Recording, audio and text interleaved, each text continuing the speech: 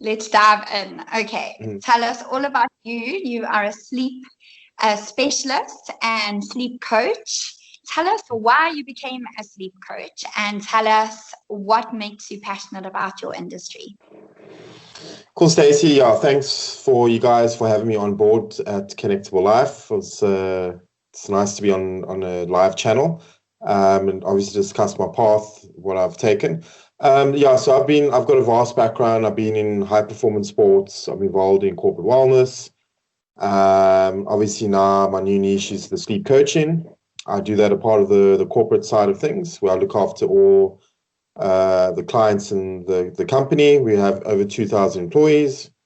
And then I also do sleep coaching for the lead combat athletes that compete in EFC, UFC, Aries fighting, and elite pro boxers. So all in the world champions in their division class, etc.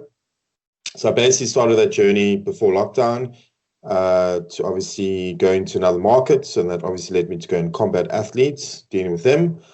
I've worked with one or two golfers, pro golfers as well, on the sleep coaching side of things. Yeah, I think what led me to this journey is basically the gap in the market, number one, and obviously a lot of people need the help because it's not an overflooded industry like the nutrition and exercise side of things. I just personally believe there is a big gap there, and obviously this needs to be taken in consideration going forward, because you'll probably find there's not many sleep coaches that you know of by hand. But if you think of obviously exercise and nutrition, there's obviously a dime a dozen of coaches on that side. We need to obviously understand the sleep and recovery is a set skill that we do on a daily basis that obviously accumulates to 7 to 9 hours of a day in the evening. Yeah, it's incredible actually how much sleep we need and how little importance we place on it. Yeah, it's actually quite sad. We don't see the need and the importance in sleep, and we focus so often on other things and not what is important for our bodies to regenerate and repair itself. And yeah, I do see there's a lot of talks going around the importance of sleep. You obviously see a lot of stuff content-wise through various channels and sleep hygiene. Like, what is it that makes sleep so important? Like, why is it so important for us? Well, we do the third of our lives, number one. So we all spend most of the time recovering and sleeping. Like I said, 7 to 9 hours. And we obviously have to go through the physical and mental recovery. So everything what we put into our bodies, whether it's physical, nutritional, and obviously a cognitive input. So obviously we're exposed to certain types of technology throughout the day, whether we are working behind a desk or we're exposed to learning new skill sets.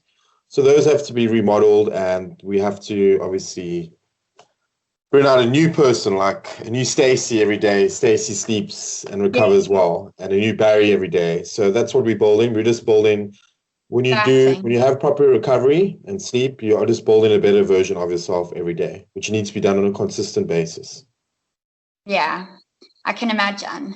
I love sleep. So sleep is such a passionate part of my life, and having kids, it was the most important thing that I placed on our family, was getting my children into a great sleep routine so that we could have sleep, because I found that if I was sleeping, it didn't matter what was happening in the day, we could all function. So I know that a lot of people struggle with sleep, and as adults, how do you find, like, you love to teach adults, am I right? Like, that is a passion of yours? Yeah, adults and athletes. Yeah, those are my two passions, my two niches. Yeah. So I know that we've chatted, and it's always been something that the world has said, are you a morning person or are you an evening person? But tell us a little bit more about that. I know it's got a specific name, and tell us a bit more. Yeah, that is the game changer of when you deal with sleep coaching and coaching adults and athletes, is you need to identify what their chronotype is. So a chronotype chronotype. Evening, hey? Yeah, chronotype. And that basically distinguishes whether we are a morning or evening person. So we might have heard the term a lark or an owl. So lark, they're referred to as an early morning riser, love to get up in the morning, and the owl is a late morning riser. They tend to hit the snooze button, not the most happiest people in the morning, and they want to really get up about 3 hours later in the morning compared to a morning person. So chronotype is basically your sleep characteristic, which is determined on various things, environment, your schedules, your age, your bed and wake up times. So you'll find that morning lark people, morning person, would like to go to bed earlier in the morning. Go to bed early in the evening, and then wake up early in the morning. Versus an evening person could probably stay up to like 1 or 3 o'clock in the morning, and they like to wake up late in the morning. So they've got a later schedule. Their body clock is just later. It's pushed back a bit. And they tend to have, I wouldn't say bad habits, but if you compare it to a morning person has more structure in their schedule, where I found that evening chronotypes, they're like kind of all over the show. And especially if you work in a 9-to-5 job in a corporate space, you have to get up at a certain time of the day to either look after the kids, to get them to school, or you have things you have to go to early meetings in the day for your job or whatever requires you. So I think that's where the vital part comes in.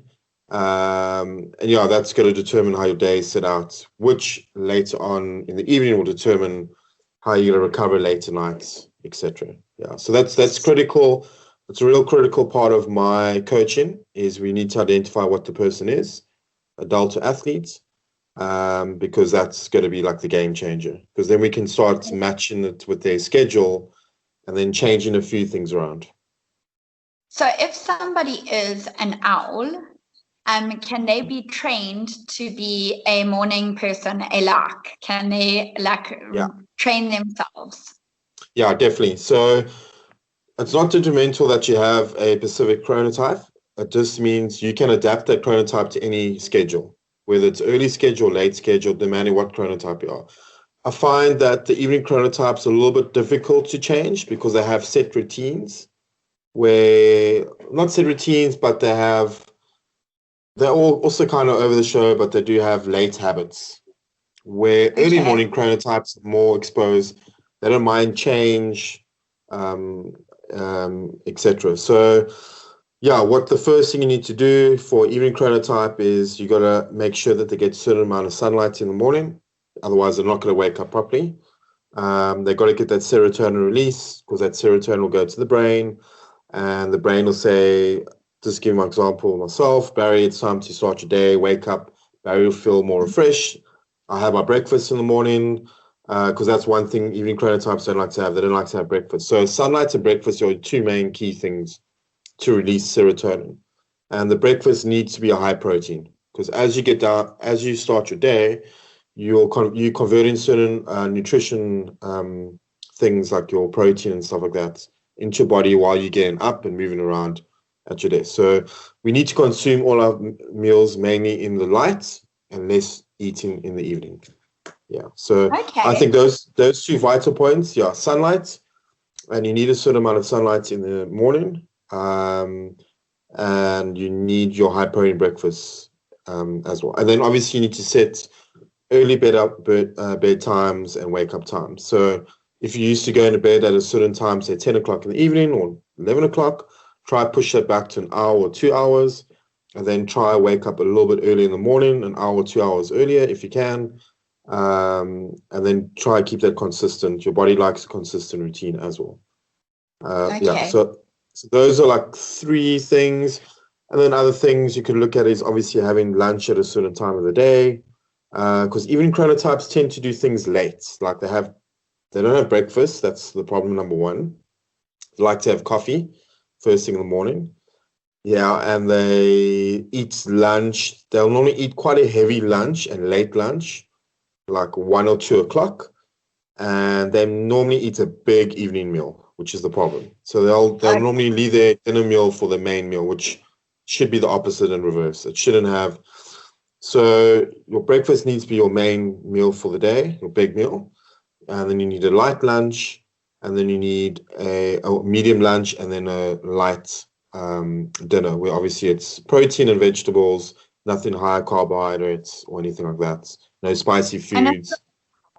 it's so hard to have a big breakfast. Like it's so hard to make breakfast your main meal of the day when that's the time of the day when you are rushing and, Yeah. just trying to get the day started. Well, you've got So, options of smoothies. You have whey protein shakes that you can add to whole wheat bread. You could put oats in there. So there are different sources where you can get a high protein breakfast from. If time is too much, you rush in the morning. But you also need to understand that you do need soluble foods for the gut to digest and process. yes. So you Okay. can't just rely on drinking shakes or protein supplements. The supplements is an added requirement for your daily your needs. So if you're not getting your nutrition from your daily meals, then you have to obviously supplement it. But ideally, your body still wants fiber. It still needs certain fats. It still needs proteins, certain minerals as well, macro, micronutrients. So you can't just rely on a liquid process of having 2 shakes and then 1 meal of the day. Yeah, So no. otherwise, you're not going to allow that gut to process, and you might find yourself going to the bathroom in the evening. So it's a really simple way to follow a healthy eating, whether you want to lose weight or build muscle gain. Obviously, you want to put on muscle size for men. You obviously have to increase your protein intake as well. But it's big breakfast, medium lunch, and a light dinner. So what most people are doing, they're doing the complete opposite. You'll probably find, especially the chronotypes, is they're not having breakfast. They're having kind of a late lunch, and they're having a big dinner meal where all the food is just piled on. And then obviously interrupts their sleep. They wake up early hours in the morning, so then it affects their deep sleep quality. They just become irritable, and they repeat the process over and over a couple of days, where they obviously wake up feeling lethargic the next day as well. Yeah, I can imagine. And now tell me, you mentioned lights. Why is light so important? And how much light, and must we get direct sunlight exposure or just be in a light room with like a window next to us? What's the requirements? Okay, Stacey, very good question. So the one thing I can say to the listeners to download is an app called the Lux Light Meter. Okay. And the Lux Light Meter on your phone, it's through Google Play Store. It's a free app. I normally get my clients and athletes to download it. It's basically an app that will tell you the amount of lux intensity. So we need a certain amount of direct sunlight within the morning and the day. So the measurement we need in the morning is about 1,000 lux. And on average, you actually need 10,000 lux on a day. Okay, Daily and basis. how long must we get that 1,000 lux for? Yeah, so I would break it up between 15 minutes of sunlight exposure in the morning and then 15 minutes in the midday. Okay. Yeah, so it's pretty easy. You don't have to be in the sunlight for 3-4 hours. You just need to maintain a consistent sunlight. Now, why it's important to get sunlight is because it resets our body clocks called the circadian rhythm. The message that we get from our brain from a light and dark cycle. And basically what happens when you get consistent sunlight, your brain will be able to reset in that sleepy phase, what we call melatonin, to be released in the evening. So when clients and athletes don't get enough exposure of direct sunlight, they tend to not fall asleep easily in the evening. And then they pick up all the bad habits of technology. But when they get sufficient amount of sleep during the day, the morning and midday sunlight exposure, they tend to go to bed far quicker because that melatonin goes from the brain. So what happens is direct sunlight goes through to our eye pupils. It goes into close to our pineal gland, and that regulates, obviously, it's our sleep and wake cycle. That's what it does. So it's obviously we'll say, okay, Barry, it's time to start your day when Barry's stepping outside having breakfast in the morning. And then in the evening, when the sun goes down, Barry's brain will reset and say it's time to get ready for bed and start winding down, etc. So direct sunlight is always the key. If you can't get direct sunlight, then you can sit close to the window, wherever it's coming into your apartment or house, but it's going to be very difficult to get that amount of lux that's required. Yeah, you're not going to get that. Yeah, you're going to find it quite difficult. You might get 1,000 lux, depending where you are, where you're situated, where the sun is. Do you have mountains or hills close by? It might be a little bit of struggle. Or the alternative for clients and athletes is they need to invest what we call a light therapy device, like a light box. And all that is, it's a portable light box. You can get it on Takealots. Cheapest one at the moment is going for 1,800. And mainly all those light boxes will give you that 10,000 lux that you require. So all you have to do is have that by a desk, your workstation, put it there, have your face there for 5 or 10 minutes or 15 minutes. It's UV free, and then you'll get that sufficient light exposure. So it's normally good for people that don't get enough sunlight where they stay, especially the colder climates in Europe and overseas. Maybe preferably from our winters as well, we don't see sunlight because you've got to rush early hours in the morning. And for people that have sensitive seasonal disorders, so that they can't be exposed to sunlight. Yeah. Okay. Interesting. Yeah. So there are tools available. So it's not like there's no option of getting natural sunlight exposure. Yeah. If you use that Lux app and if you go outside in Durban or Cape Town or Joburg on a sunny day, you'll probably find with no clouds that Lux can probably go up to 100,000. Yeah. Wow, that's amazing. Yeah. So I mean, if it's 100,000, you probably only need like 5, maybe 10 minutes. Yeah, 10 minutes. That's 10. I'll stick it to 15 minutes. Yeah. Okay. Just you don't have to spend hours on it. Yeah. So that'll be my goal for clients and athletes that need to get sun exposure. And it sounds easy, but it's actually quite difficult for a lot of people to get that, especially on a regular basis. Yeah, I mean, I guess if we build it into our habits, then we can just make it work. And if we like stress the importance within ourselves, we will obviously make it work for us. I mean, at the end of the day, it's half an hour. We can find half an hour to watch a program. We can find half an hour to look after our health, Yeah. But tell me, another burning question in my mind is the good old coffee. We all love coffee. That's what is your take on coffee, and how does caffeine affect our sleep? Okay, so caffeine is definitely a product that's used on a daily basis, and we unfortunately are quite addictive to it. Because I think we have this thing where it gives us energy or like makes us feel refreshed. So caffeine does do that, the effect it does, but it only really has a 20-minute effect in the body. So what happens is caffeine goes through our bloodstream and it actually hangs there like an afterlife for 6 to 8 hours. So if you take a certain amount of caffeine at a certain period of time, it's going to be in your bloodstream late in the evening, especially when you're trying to sleep. So that you'll find normally when people have a certain amount of caffeine at a certain time in the afternoon, that battle to sleep in the evening and the quality of sleep is not sufficient. They'll still feel tired, even though they've got 8 hours of sleep. The next day, because they had caffeine late in the afternoon, they still feel lethargic in that. And the reason also for that is the caffeine amount blocks our hormone that regulates our deep sleep cycle, called the indosine hormone. Yeah. Oh, wow. So so also you got to bear in mind that caffeine, yes, it acts as a performance enhancer. It does. I'm not saying caffeine is bad. You just need to monitor it, and timing of it on the day is really critical. Okay. But it actually does the opposite. So it gives you the performance boost for 20 minutes, but then it actually puts your body into stress mode again because it's in your bloodstream. So I think for us, we got to make sure that we're not over exerting our atomic nervous system.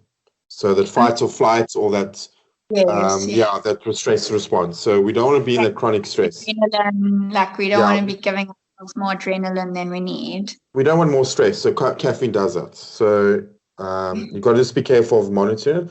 We should only be consuming between 200 to 300 milligrams of caffeine a day, which is about 2 cups. Yeah. Wow, that's crazy. Yeah. So, I have it like 3 or 4 in a day. So I definitely need to cut back. Yeah, and I've seen with my clients and athletes I've worked, especially the athletes, they're very addicted to caffeine because I think that it gives us a performance, which it does, but it also has an afterlife effect as well, depending when you're using it as well. So I think anything after 2 o'clock is going to be a bit pushing it. And what you can opt to is look for decaf caffeine. Still has the same taste, but obviously has a less amount of caffeine that you're taking on normal regulation. So goal number 1 is to get the clients to not have caffeine after 2 o'clock, where they're working in a corporate space or competing like an athlete. And then we need to obviously backtrack and get them on less cups, because what you'll see in a sleep diary when I start capturing their data and going through the coaching process, you'll start seeing that they're waking up at numerous times of the evening, and they wake up, their bedtimes are late, and you'll see they've had like 4 or 5 cups of coffee at a certain period of time after the time that they're not supposed to be taking in any caffeine. So those are things that you're going to pick up on a sleep diary, the basic data for that. Okay. Oh, so do you suggest that people follow, have a sleep diary? Yeah, at first they can follow it, but sometimes they don't understand what the data means of it. Okay. So a sleep coach like yourself who's going to be able to decipher. So when somebody comes to see you, do you just talk it through, or do you have a questionnaire or some kind of assessment that you follow? Like, what is your process? Yeah, good question, Stacey. So I have a few assessments that I go through. Obviously, we can ask a lot of questions. We just need to find out what are the questions we want to get the most important information or data from the client to athlete. So there's normally like 3 or 4 assessments. So the first one is the chronotype assessment. That's a 19 questionnaire that can be done either online or through an Excel document. It's really easy. It's a tick box. It's really easy to fill in. The next one is like a sleep science questionnaire, where I get to see about your sleep lifestyle habits. I look at your fatigue and recovery during the day. And then I'll pick up if there's any if there's red alerts for sleep apnea and stuff like that. And there's also a partner questionnaire as well. So if breathing, like if we're picking up bad habits on the breathing side, our breathing's pausing. So there's a assessment for that. And then the other one, I look at the environment questionnaire. So environment questionnaire, look at your bedroom recovery room setup. Is it a noisy environment? Is your pillow, mattress? Do you have back pain? And again, that's just a simple tick box. Then that score data reflect, do I need to work on things? Do we need to change a few things up, your environment? And then a new one for the athletes called a sleep behavior questionnaire, athlete questionnaire, where we look at their past month training schedules when they've been competing. And it's basically similar to the other questionnaires, just looking at more of their lifestyle habits and if there's anything that we need to turn on or turn off for that. Yeah. So there are more, but again, you don't want to bombard your clients or athlete with too many questionnaires. You want to make the process as easy as possible. What's that? Yeah, I said it's about them. They need to be able to just think, well, I can answer all of this because I'm going to get the best results possible. Yeah, I mean, those assessments will take about 10 minutes to fill in all of them. It's not much. Amazing. Yeah, exactly. Yeah, so the client will get that, or the athlete, and then we'll do a coach call.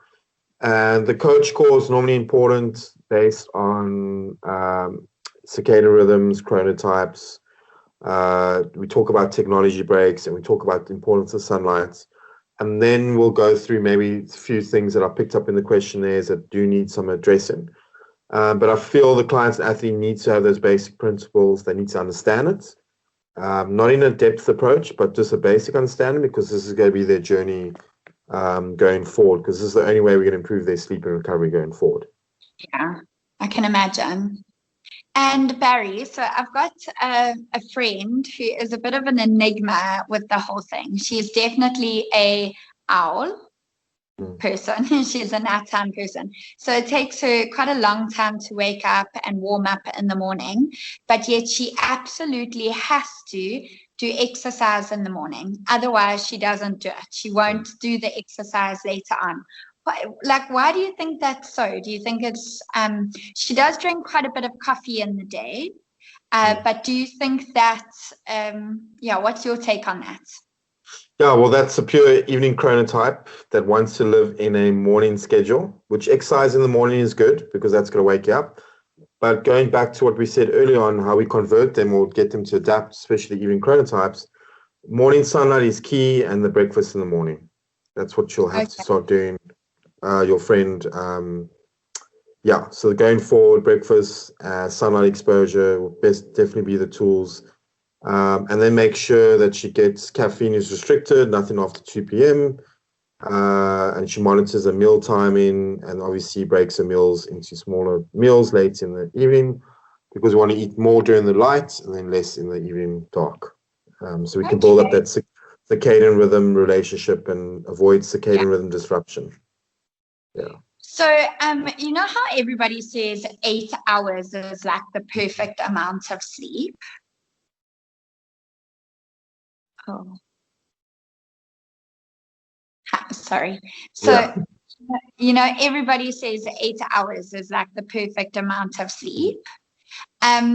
What is your take on all of that? Like, do you think quality of sleep is more important than quantity of sleep, and how much sleep actually is good? Okay, first of all, throw that 8-hour myth away. It's causing too much stress for people. So it's too much stress. People are getting too fixated around that with technology, tracking it on the wearables, devices.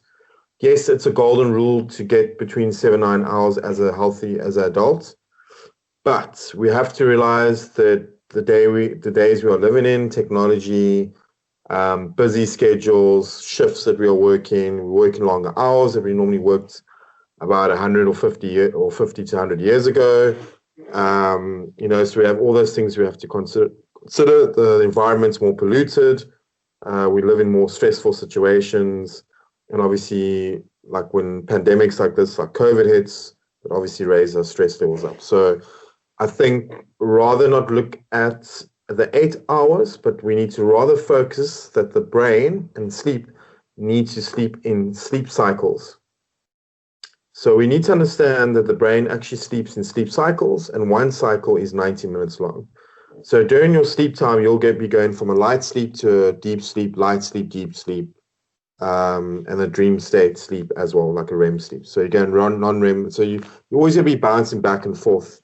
You're normally going to get your deep sleep rather early in the evening. And some people, it's quite difficult to get a deep sleep late in the early hours of the morning. So when I approach clients and athletes, we break it down to sleep cycles where we look at a target range between 3, 4, and 5. So 3 is 4.5 hours, 4 sleep cycles is 6 hours, 5 sleep cycles is 7.5, which is, you can say it's 8. Okay. Now, the benefit of that is it just sounds more practical. And you can make up that sleep cycle late in the day with a nap to catch up on a sleep cycle loss. So that's what the importance is. A daytime nap actually equates like your sleep cycles. So you can, depending on when you nap and obviously the quality of nap. But also it depends on like your schedule, what's the follow-up, or what was your previous nights of sleeping. And there's an app called the Sleep Cycle Calculator. It's a UK app that I also use. And basically, you just type in your times you wake up in the morning, and it'll give you a breakdown of when you need to go to bed at night and how many sleep cycles you need to go at that time to determine how many sleep cycles you're getting. So it gives you a nice little breakdown. You'll have 3 options, early rest or late rest, and it'll give you the breakdown of how many cycles you'll get in if you go to that specific time of the evening. Yeah, so that's more of an approachable way because that's more doable. Because we don't know what's going to happen in the evening. We can't forecast what's going to happen in the evening. When we leave work, something can happen. We might have to rush to the shops. There might be an emergency. We might get a flat tire. We might have to work an extra 2 hours after work, which leads us coming home late in the evening. So those are the things we can't predict. But that's why when we sleep in sleep cycles, we can at least still manage that. Leading up to the evening. So it just makes a little bit more sense. and the brain does sleep in that. So if you go to a sleep lab, they're going to obviously get to track that in sleep cycles. So does everybody have a different amount of sleep they should like acquire, or is there an acceptable amount for every person? Like yeah, 5 so you'll get, or 4? 5 sleep cycles will be ideal. It's going to be very difficult to get. So my target normally when I work with clients, the athletes, they have to get a certain amount of sleep cycles for the week. They normally aim for between 30 and 35. And if they don't get that, they can make up for that during the day, or they can make it up in a sleep cycle on a weekend when they take that extra nap between 30 and 90 minutes. So they can be a process to make it up. It's just an easier way to manage your sleep and recovery instead of being fixated on the 8 hours, because we're not all going to get 8 hours. It's impossible. It's really humanly impossible. Even me as a sleep coach, I don't even get 8 hours sometimes. But that doesn't mean my sleep quality is bad the next day. So we want to look at, obviously, as you're going, the question you asked before is sleep quality. And normally that's to track what we call the data metric for that is sleep efficiency. So there's a calculator you can use for that, for sleep efficiency. There's a log formula, or you can get that from your wearable devices, and I'll tell you what your sleep efficiency is. So you normally want everything probably needs to be above 85% or 80%. Anything below that, then means that your sleep efficiency is low. So normally you'll find insomniacs, people that have insomnia, their sleep efficiency will be quite low, sleep quality. So the rule of that, when you're dealing with people with insomnia, they can't switch off, is you need to try to get their sleep efficiency, sleep quality up. And that's normally lifestyle habits. We want to get them before it becomes bad habits, that they're becoming chronic insomnia. And that's normally when I'll have to refer them to a sleep doctor or physician, and they'll have to take over because they need, obviously, prescription medication. Yeah. So it's only possible to get them off that habits.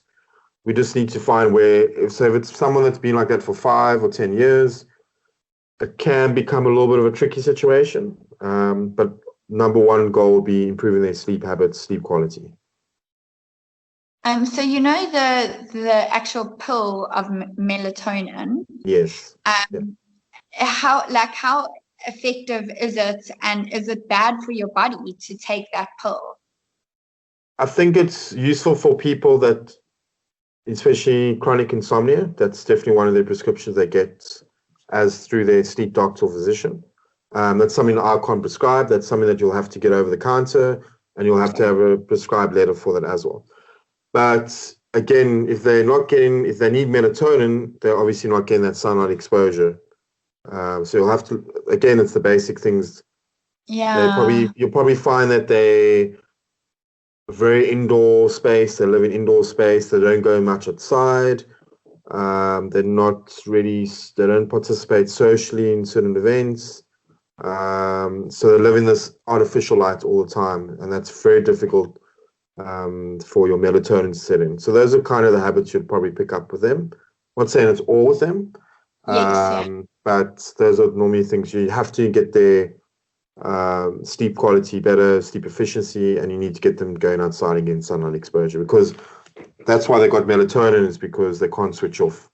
Their brain doesn't enter the melatonin state of mind. So again, you have to retract and look back. What is their past history? Do they go outside? Are they take? And a lot of them be on a lot of caffeine as well. So we just need to change those habits. Those behavioral habits. It's behavioral habits. It's behavioral habits that got negative, became negative, and they just obviously kept going with that. Yeah, shame. And then tell me, what do you think about screen time and blue lights, and especially in the evenings? Yeah, so blue light is fine during the day, because we do need that blue light stimulation throughout the day when we're working by our PCs. But we really need to reset after about 7 o'clock. So, because rumor has it that, research, better word to put, shows that obviously it confuses the brain. The brain thinks it's still daytime because the brain doesn't reset to the melatonin state. That's what the blue light exposure does. And one thing it does actually cause is it causes more stimulation for the brain. So the brain is more stimulated, and you're carrying all that stress into bedtime. where your brain doesn't want to switch off and wants to continue with what it's been stimulated through. So there's various things to do. You can download obviously a blue light filter on your phone or app, or set it onto your phone at 7 o'clock. You can get blue light blocking glasses when you watch screen time, like Netflix and stuff like that. I think the TV is not as bad because the projection to the eyes to the screen is a little bit further. I think the phone and cell phone projection is quite bad because that's right in your the stimulation that's it. And you kind of don't have that, kind of creates that lack of thinking outside the box when you just fixated on a mobile device where your brain is doing all the prescribed texting. So you're just responding to either social medias late at night or accounts like in social networks, stuff like that. So I think it's fine during the day, but you just need to limit it a little bit in the evening, especially the mobile devices. I think that's a problem. And put your mobile device away, put it somewhere in the cupboard, put it on flight mode. What's the time lapse you would say between being on your phone and going to bed? Yeah, so I think a good goal to think would be an hour to work through, and I think that's very difficult for most people. So I would start with, what can you give me? Can you give me like 50 minutes a week? Second week, can you give me 30 minutes? Third week, can you give me 45? And on the fourth week, you want to have a goal of reaching an hour, no screen time. Yeah. Oh, wow. So basically, like I try and read. So I'll try and read my book before I go to sleep, which is great. But generally, I only manage like maybe 20 minutes and then I'm asleep. But so it's not an hour, but it's 20 minutes. But clearly, I'm like falling asleep anyway. So you have to look at obviously what they call the wind down routine, and that's normally the hour before bed. You need to obviously get your brain to have less stimulation, and there's obviously a few things you can do like meditation, reading a certain genre of a book, not on your Kindle though, not on any technology, like a novel. Watching maybe a little bit of TV, catch up with your partner, girlfriend, or your husband or wife. Reading to the kids could be one as well. Light mobility, stretching, breathing exercise, as I mentioned before, meditation. And a really cool one that I really use with a lot of clients is the brain dump technique, where they do like a self-journal and they process all their thoughts and planning on the piece of paper. So they use that as a reference the next day, because 9 times out of 10, we got so much clutter that goes through during the day and everything we have to process. So we take that into our recovery room, bedroom space, and then it doesn't allow our brain to switch off. So what did you call that? What did you say that was called? Brain dump technique. Brain dump. Oh, that's so cool. I love that. Yeah, so it's basically you'll use that. So the positive thoughts and planning you'll write hour before bedtime, and any negative stuff that you are concerned of during the day, rather do a brain dump. When you take a break with technology during the day, you brain dump the negative stuff early in the day, because your mind can still adapt to a lot of things and focus, but you don't want your brain being exposed to negative stimulation or negative thoughts throughout the evening, because it will affect. There has been research that shows any negative things in the evening, even if you have a conflict situation with your partner, 9 times out of 10, you're not going to probably get a good night's rest. So if you have conflicts with your partner, try, if you can, settle the argument or something next day when you wake up and you guys are all refreshed, because it's gonna definitely impact your sleep quality in the evening. Amazing. Oh, Barry, thank you so much for everything. That was so interesting. I loved it. And I'm looking forward to people being able to come and book with you on Connectable Life. You'll be live in the next couple of days, which is very exciting. And I'm so excited for other people's sleep journeys that they will be able to take with you. So thank you. Yeah, it's and I'm going to teach all of them through this process. And what I'm going to get you to do is just create a better version of yourself. So if you thought you were high performance driven and you have all the cognitive ability, I'm just going to get you on a next level. Therefore, it impacts your well-being of your daily lifestyle, and obviously your evening lifestyle as well, and just to help live a healthier lifestyle and to build better relationships with your colleagues, your peers, your family, etc. as well. So we're going to elevate your performance to the next level. That's what we want to do. Very good. Very good. Yeah. I mean, I think that sleep therapy, sleep coaching is definitely an area that all of us could actually use in our life. We all go through stages where our sleep definitely takes a back seat, and it's hard. We build these habits and it's really hard to break them. So thank you so much. I'm so passionate about your field. I'm so grateful that you're part of this team. Yeah. And the reason for that is I know we have so much nutrition experts, we have so much sports science, we have fitness experts, but yet we still have mental disorders, we still have obesity, we still have high blood pressure, we still have a lot of cancer, we have people getting exposed to obviously COVID viruses, and it's probably because the recovery is lacking. There hasn't been too much fixation on the recovery aspects. I think people just presume that people are sleeping well, but I think quality of sleep. That's the and how they lead up to the day also, because how you start your day is going to determine how you get a rest in the evening. Have you done the things that you need to do? And I think a lot of people are skipping on that and they're just rushing through things during the schedule. So I'll teach you how to perform better with your work schedule, and I'll get you to perform better with your brain capacity and help you with everything with exercise, nutrition, that everything will just make more simple and more sense into your lifestyle. Amazing, Barry. Thank you so much. Thank you for enlightening us and enlightening. I'm very excited to go on this journey. Yeah, and I look forward to helping people further on the Connectable Life. Thank you. Okay. And I'll see you soon. Okay. Thanks, Stacey. Bye. Bye.